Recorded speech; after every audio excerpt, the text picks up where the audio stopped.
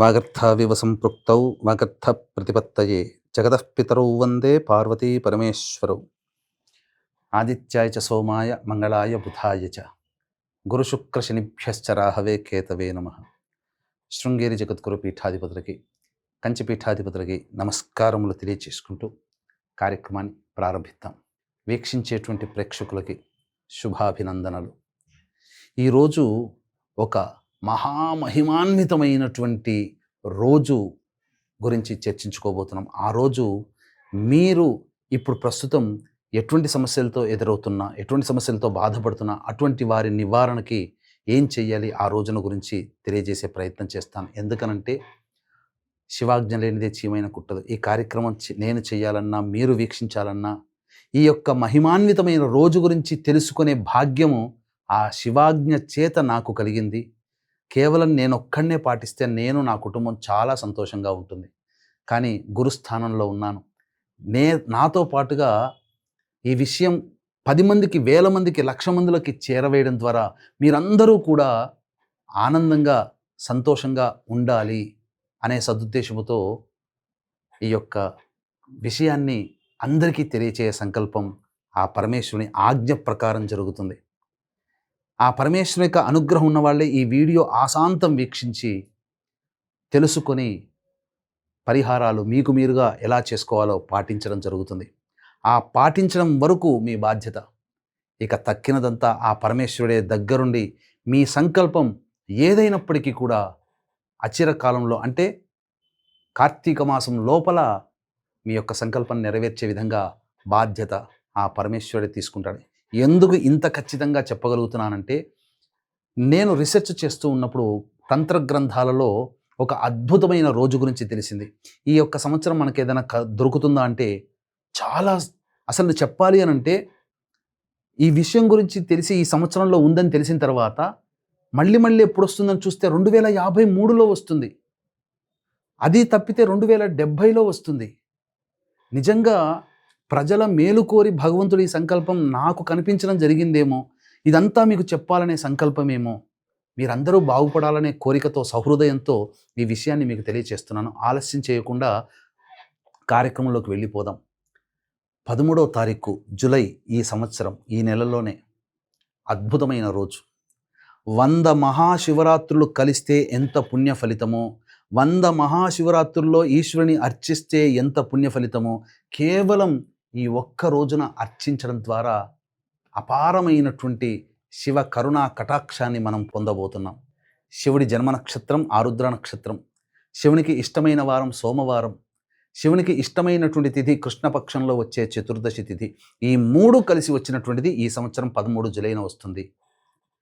1885 నుంచి 2110 సంవత్సరం వరకు 225 సంవత్సరాల్లో గనక ఇలాంటి రోజులు ఎన్ని వచ్చాయని చూస్తే కేవలం 9 మాత్రమే వచ్చాయంటే ఆశ్చర్యం కాక ఇంకేంటి. నిజంగా శివానుగ్రహం ఉంది అని చెప్పడానికే నా కంట పడింది, మీకు తెలియచేస్తున్నాను. ఇక ఆ రోజున ఏం చెయ్యాలి? ముందు రోజు చక్కగా ధూమపానము, మద్యపానము, అలాగే మాంసాహారము, దాంపత్యము పనికిరాదు.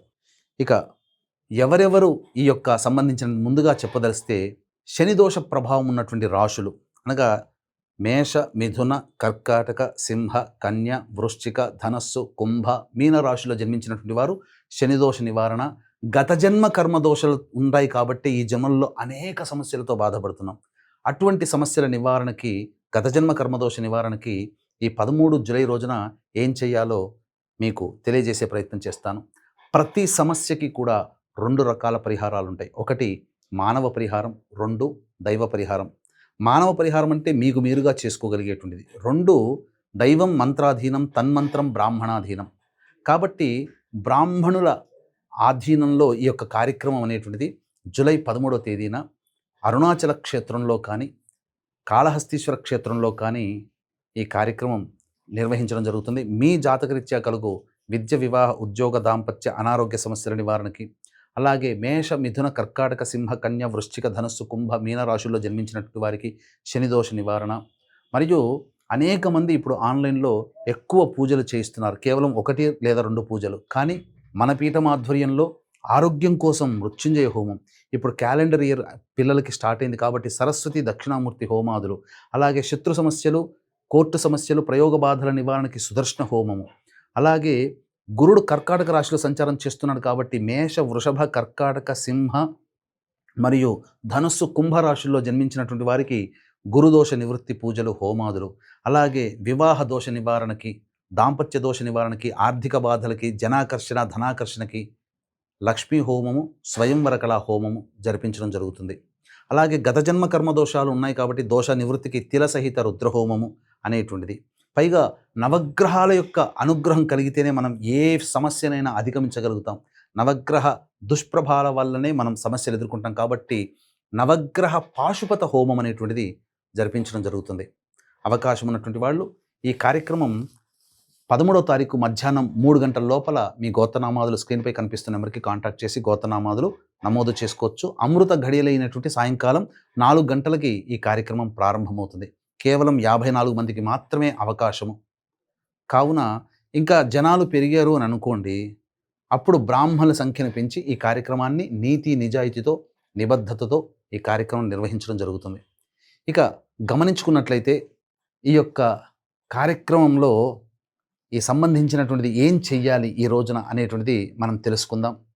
ముందు రోజు చెప్పినట్టుగా మారేడు దళాలు, గరిక చక్కగా శుభ్రపరిచి పెట్టుకోవాలి. ఉదయాన్నే 13వ తారీఖు ఉదయాన్నే లేచి కాలకృత్యాదులు తీర్చుకొని సూర్యుడికి నమస్కారం, సూర్యాష్టకం 6 సార్లు పారాయణం చేసి శివచిత్ర పరివార పటానికి జాజిపూలు, మల్లెపూల మాల వేసి ఆవునేతితో దీపారాధన చేసి శివ సహస్రనామ పారాయణం, లలితా సహస్రనామ పారాయణం చేయాలి. తర్వాత బియ్యం కడిగి గంజి వార్చినటువంటి అన్నాన్ని చక్కగా మనం ఆ బట్ట మీద వేసుకుంటే చల్లారిపోతుంది. ప్రెషర్ కుక్కర్లో పెట్టకూడదు, ముద్ద అవుతుంది. కాబట్టి పొలుసులుగా ఉండాలి.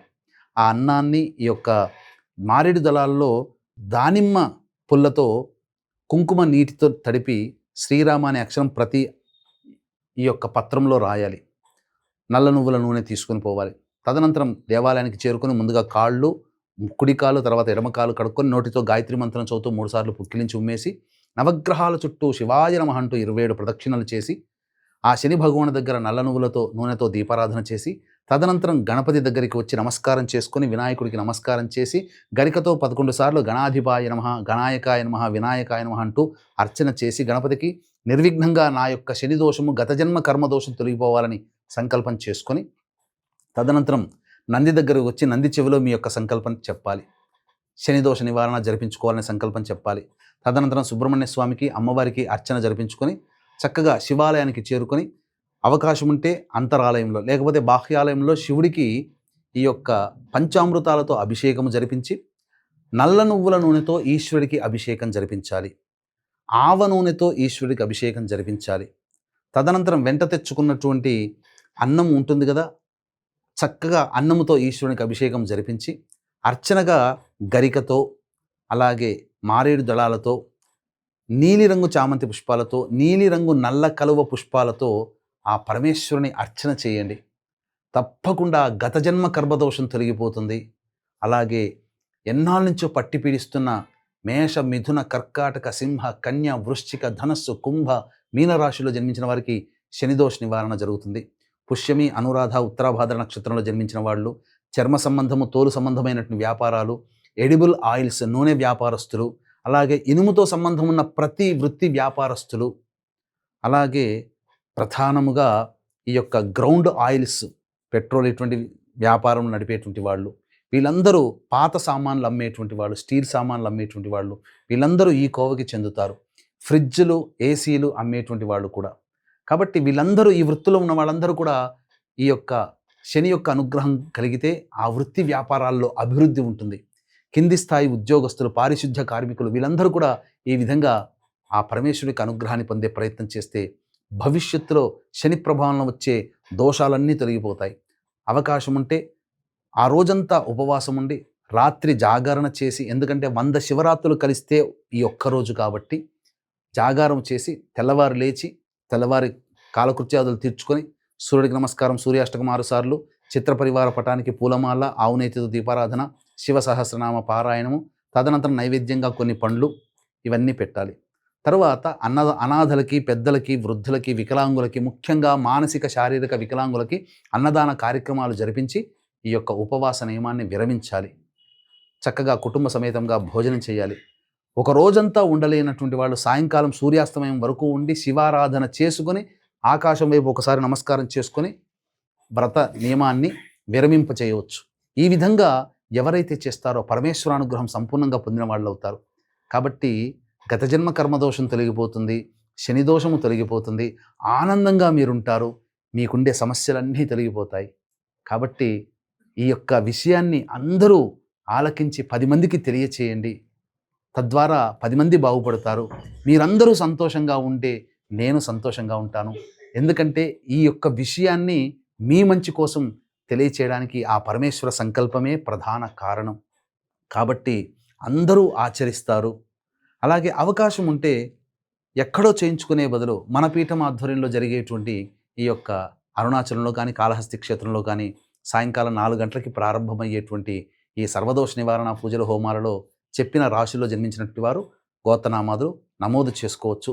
అందరూ కూడా సుఖశాంతులతో ఉండి మీ యొక్క సంకల్పం అచిరకాలంలోనే, అనగా కార్తీక మాసంలోనే ఆ పరమేశ్వరుడే దగ్గరుండి మీ యొక్క సంకల్పాన్ని నెరవేరుస్తాడు. ఎందుకంటే మీరు చేయాల్సింది చేశారు. గీతలో కూడా అదే చెప్పారు కదా, భగవంతుని వదిలేయండి, అన్నీ అతనే చూసుకుంటాడు. ఇక మీరందరూ ఆనందంగా ఉండాలి, ఉంటారని ఆశిస్తూ సర్వం శ్రీ ఉమామహేశ్వర పరబ్రహ్మార్పణమస్తు.